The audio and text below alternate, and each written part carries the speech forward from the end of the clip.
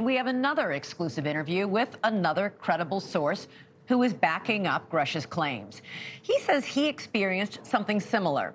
Retired U.S. Navy Rear Admiral Tim Gallaudet worked at the highest levels of government, leading the National Oceanic Atmospheric Administration under President Trump. Tonight, he tells News Nation's special correspondent RossCoulthart that while serving his country, there were attempts to cover up UFO sightings by members of the military. Here's his story. Tim, you've said publicly that you think UFOs, UAPs, are the story of the century. We're being visited by non-human intelligence with technology we really don't understand, and with intentions we don't understand at all either. Now, that really does surprise me to hear that from a former very high-ranking flag officer in the US Navy, to actually say you're stating categorically that you believe NHI, non-human intelligence, are real. Absolutely. Tim Gallaudet has spent a career serving his country. First in the Navy, working in areas like aircraft carrier combat operations and assisting Navy SEAL teams during counter-terrorism operations, according to his official biography. More recently, he served as acting administrator of the Commerce Department's agency, which forecasts weather and monitors ocean and atmospheric conditions, where he analysed the science behind weather and other phenomena. One of my jobs in the Navy, I was the chief meteorologist of the Navy at the time when Ryan was encountering the UAP off the U.S. East Coast.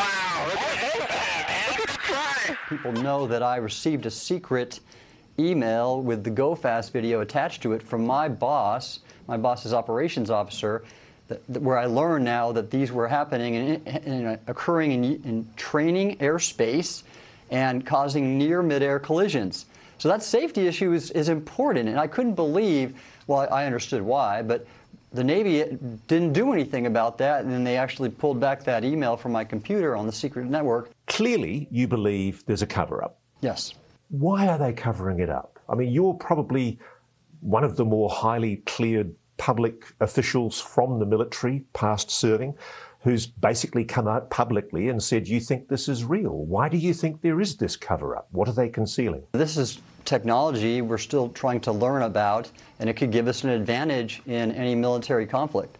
And so that's a good reason to not disclose the nature of the technology. We don't want to release and disclose all of the technology that we've recovered. However, I think it's about time that we do disclose that we are in contact with non-human intelligence. That's what needs to be put out there in the public. Shouldn't it be really important that somebody certainly at your level in the Navy be allowed to talk openly to your colleagues about the flight safety risks that these kind of things are posing? Absolutely. This is a safety issue. The problem, Tim, is that a lot of the government is still in absolute denial. I mean, you talk as a fact about a crash retrieval program, and we're talking here about retrieved non-human technology, aren't we? Yes. And yet there are people in the government is still saying he's seen no credible evidence of this phenomena. What do you say to that? So what you have going on right now are, again, legacy classified programs, special access programs, and without congressional direction and White House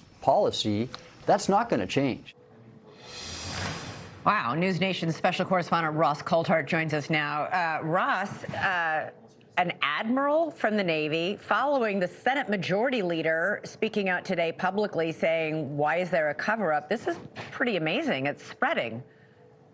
G'day, Elizabeth, and look, I can tell you this is a measure of the depth of feeling at the highest levels of military and intelligence community leadership that it's really time that people started speaking out about this issue.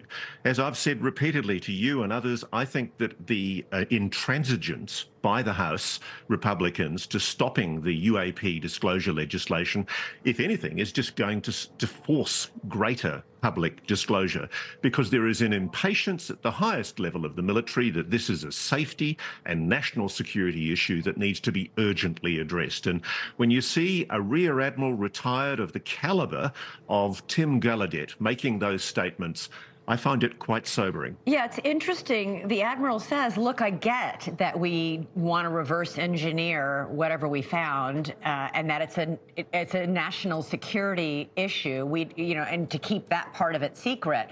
But to deny that you even have it is a whole different issue. And doesn't the public and the military up in the skies with these things have a right to know?